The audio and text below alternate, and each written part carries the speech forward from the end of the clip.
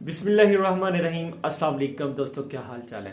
दोस्तों आप लोगों से माजरत चाहता हूँ, काफ़ी दिन से वीडियो को टाइम नहीं दे सका एकेडमी में मसरूफ़ होने की वजह से।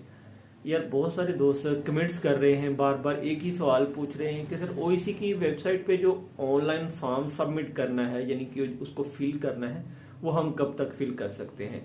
तो देखिए मैं आप लोगों को बताता चलूँ, 25 से लेकर 26 तारीख तक आप लोग जो है अपना ऑनलाइन फॉर्म ओईसी की वेबसाइट पे अपलोड कर सकते हैं। उसके बाद की जो रजिस्ट्रेशन है, मतलब आप लोगों की फिजिकल रजिस्ट्रेशन, वो आप लोग 29 तारीख तक या 28 तारीख तक, इससे ज्यादा ऊपर नहीं जा सकते। ये फाइनल डेट समझ लें आप लोग।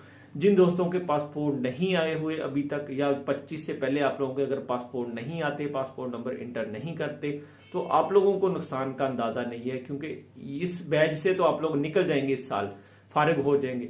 अगले 2 साल के लिए भी आप लोगों पे पाबंदी लग जाएगी।